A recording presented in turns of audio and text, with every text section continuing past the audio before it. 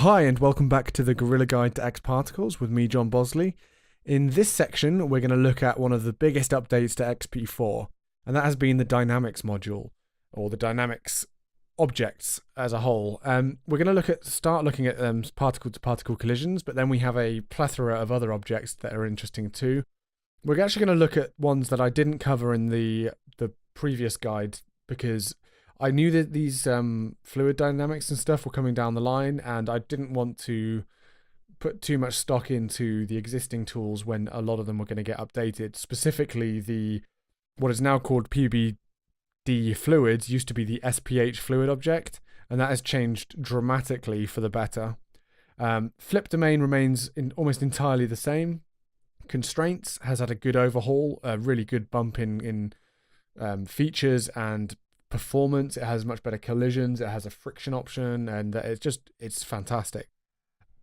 Exposure effects, I teased that in an earlier tutorial, but basically this is a really excellent CPU based fluid simulator for smoke and fire, and you can kind of do powder, explosions, color, and having this all integrated with X Particles modifiers is wonderful. We then have foam, that's actually associated with the PBD. It used to be called SPH.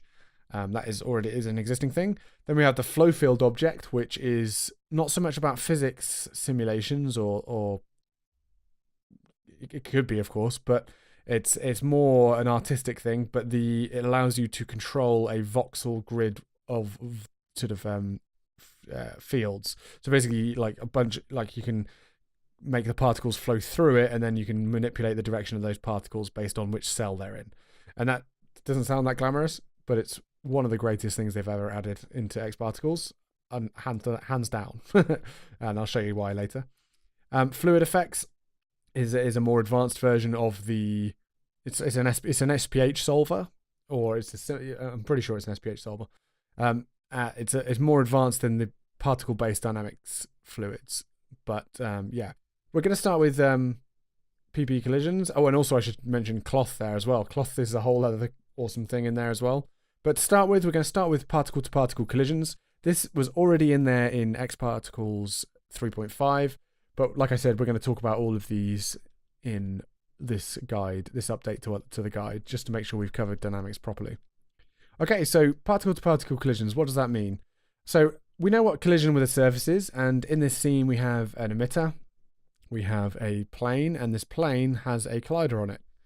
Let me reset some of the settings on this. There we go. Press play, what happens? Particles, I'm going to turn particles collisions off before, that's a bit of a teaser. Basically, I'm going to press play, and you can see the particles are colliding, and I can have them scatter around a bit as it collides. There we go. But eventually, they'll all collapse into this bottom section here. And that's actually an issue, because obviously, in a real kind of situation where these, if you think of these as like little ping pong balls or whatever, these particles, you can see that they are intersecting each other and they're occupying the same space as each other, and also the volume is not being maintained. Like, they would actually start to stack up a little bit down here. But so to do that, we have particle to particle collisions. So if I press play now, you'll see that the volume starts to remain, or at least remains fairly sort of larger than it was before. However, it's kind of bouncing around and freaking out a lot. And the reason for that is that the simulation accuracy is pretty low at this point. I'm going to drop that scattering down a little bit. There we go. And drop the bounce down. But even with that reduced, we're going to see some jittering. And this is going to come with all of the dynamic simulations that we deal with. But substeps and iterations and subframes are really, really important in dynamic simulations. They can take a simulation from being exploding all over the place and looking pretty terrible to very good very quickly, but at the cost of processing time, of course, because you're increasing the number of subframe steps.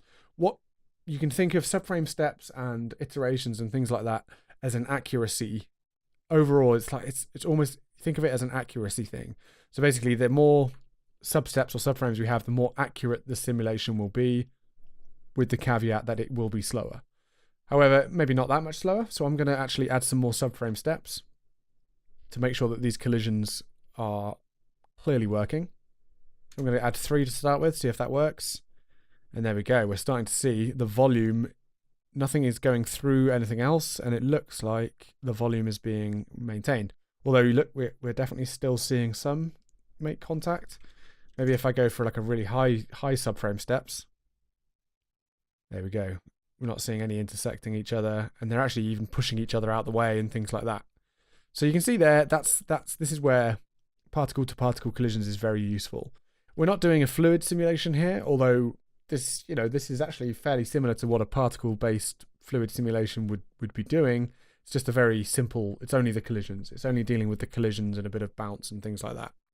So what other options have we got in the particle-to-particle collisions? And you'll notice the particle-to-particle collision is within the same emitter, but we can also add in other emitters as well. So let's just do that to demonstrate that. You can see 2 separate emitters all being controlled by the same particle-to-particle collisions object. And you see there, they're not mixing. If I turn the particle-particle collisions off at any point, it'll just collapse. And there we go. So that's the basics of the particle-particle collision. But there is plenty more to it. Let me turn that other emitter off for now. I press play.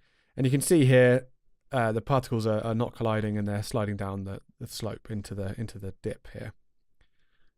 That's looking pretty cool.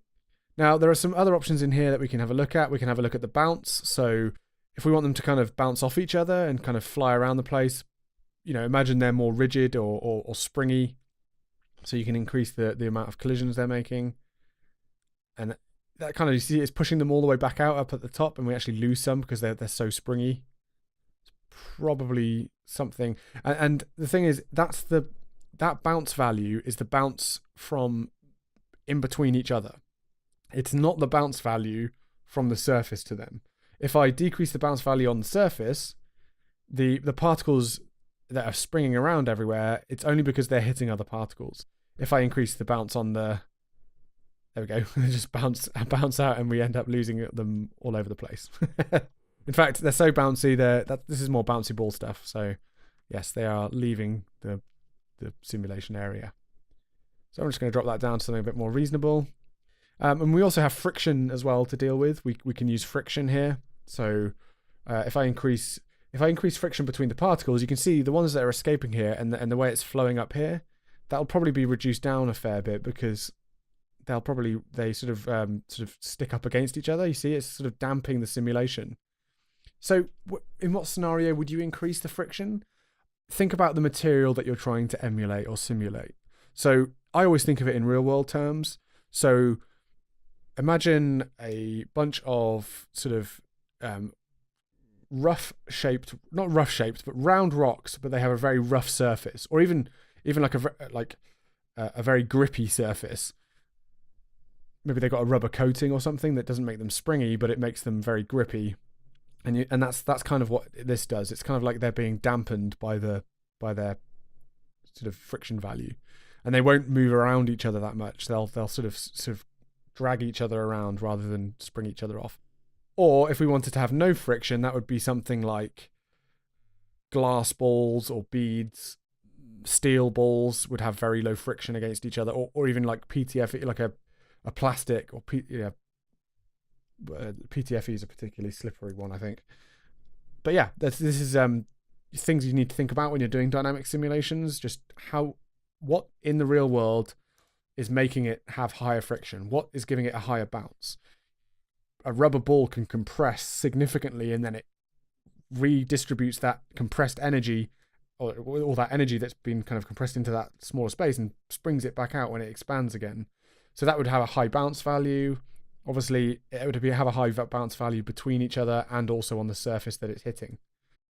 And if they're rough shapes and slightly odd shapes, they would have a bit more of a scattering as well. So they'd scatter all over the place and they wouldn't bounce the same direction that they came in. Okay, so that's just some sort of extra stuff around dynamics.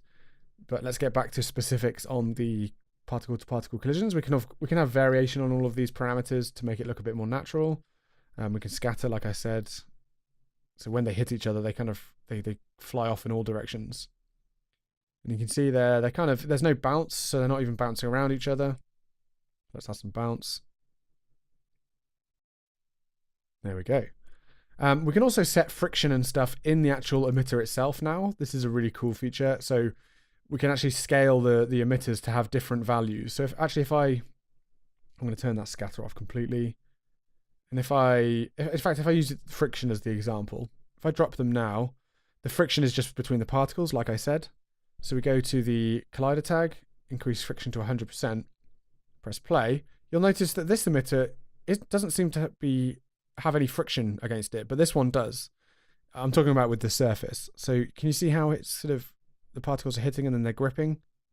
That's because I've actually set that friction value in the emitter. And I've got 0 friction on this one, so it's almost like it doesn't care about this surface, whereas this one's almost Velcro at this point. It's so sticky, it's almost like Velcro. I could make it even higher, so there's 100% friction. And there we go. See, they hit the surface, they hardly even move. But they are moving over each other because there is friction in the, there's enough. They're sort of rolling over each other or sliding over each other.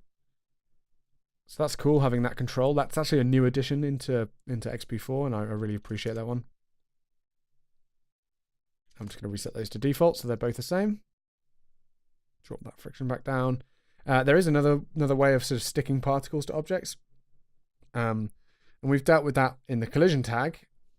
And I mean, the particle-to-particle collisions, very, very similar to the collision tag. It's just the same options are in there are for particle-to-particle collisions rather than surface-to-particle. And you can see I just activated something called Connect on Collision. And I actually have the constraints displaying. So I'm actually going to reduce the, let's go for a different display mode. Or let's make them transparent actually, maybe that will help. No, we're losing the constraints. So let's do circle, press play. And there you go. You see these yellow lines? That is a constraint. And I'm displaying those in the display tab, you can turn on and off display constraints. So all this is doing is when it hits the surface, it's creating a constraint in between it and the surface, and it's actually sticking it to it. By the way, you're seeing some explosions there in the particles. It's because we're getting stuff bouncing back up and getting caught, and then it probably needs more subframe steps maybe, or more connection limit, increased connection limit, that kind of stuff. So yeah, so you get an explosion in the simulation. Usually increasing the subframe steps helps with that. I'm not too bothered with it right now. We're only demonstrating. So this is Connect on Collision. We've actually already seen this in the rain tutorial, I believe it was. We were playing with that, but we want to see it between the particles. So let's reorient this emitter and have it fly off in one direction rather than just. There we go. I've got it in world axis. Well, I can't actually. I'm losing myself in this scene a little bit because this is wireframe. There we go. I will get there in a second. There we go. And what I can do is, first off, I'm going to make sure there's no friction. Yep, no friction there. So I'm just going to turn off the particle-to-particle collisions, check out what's going on. That's cool. There's some bounce, lower the friction right down. 20, and then particle-to-particle collisions back on. So there we go. Now they're going to slide around the surface a bit more. Okay, so by the way, I should say I'm using this emitter in the regular mode. If I reduce the particle size down, we're going to get a lot more particles. And you can see we're getting something almost akin to a fluid simulation here. But you'll notice there's no exploding around the particles here, because what I'm doing is the particles are small enough, and if I actually stop it on the very first frame, there, you can see this is the spacing. So I could actually reduce the spacing down. Oops. There we go.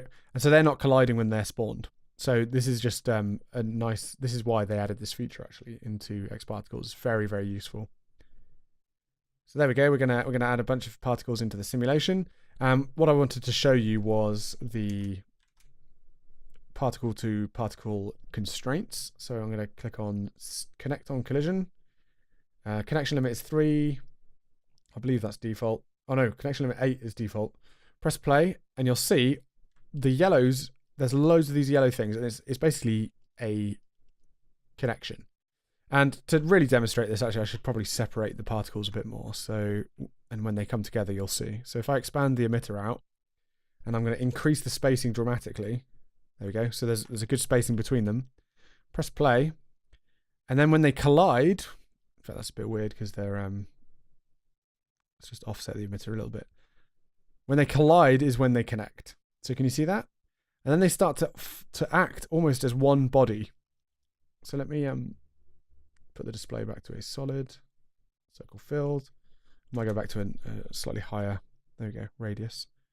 And can you see that? It's kind of behaving like a grain solver here. And we're actually getting some really cool stuff going on. And this you can make this occur with the, hold on a second there. And you can make this occur with the constraints object as well, but you can't do it on collision, I don't think. So this is a way of where the particles collide. That's when if you look, actually, you can see, if I go frame by frame, or oops, there we go. Frame by frame, if I go you can see there's no connections here because the spacing's far enough away and there's no collision occurring. Keep moving, and still no collisions occurred apart from up here. There's one collision occurred and you can see those particles are touching. And so a constraint is created and you can see it's happening there. And then press play and you can see it gets stuck up together. So yeah, really cool way of creating sort of silly string or some kind of weird simulation stuff. It's kind of fun to play with. And I think that's pretty much it for the collisions. There are you can use groups and of course you can use fall off as well. Let's just quickly demo fall off. So basically anywhere that this field doesn't cover, let's shrink it down to so it's very clear. You'll see they won't connect on the left hand side here. Now they look like they're connecting on the right, but actually they are actually just crossing the middle divide there. And you see what's happening here? So once it's on the other side, there's no constraint. So when they collide, they don't connect to each other. The connection's dead. But actually, you can see it completely causes chaos in the simulation. So generally, I don't tend to use fall off with these things, but there might be a use case. I'm sure there will be for someone. And yeah, fun stuff to be had with this. Let me just add in the other emitter just to show that it goes across the emitters as well. There we go. It's binding. And that's really cool. And of course, you can mesh all this stuff as well. So we could throw the OpenVDB mesher on here. Let's throw that in as a source. Drop the scale right down. There we go. Actually, it's right down. There we go. And then we could filter it. So median and mean are my two favorites. And if I hide the emitters themselves, we get this interesting looking sim. In fact, that's not looking so good there though, is it? On that one there, let's turn the filters off. Oh, that's because the spacing's, yeah, it's because they're spaced out basically. But yep, you can get them to mesh together in some weird material. And yeah, so that's it for the particle-to-particle collisions. That's just a little intro to sort of the dynamics, because I think it's the simplest one, other than the just standard collision object. Okay, so we also do have spawn-on collision. That behaves just as it does with the collider. When the particles hit each other, they'll emit more particles. Okay, so next up, we're going to take a look at one of the other dynamics objects, and I think it's probably going to be the flip domain.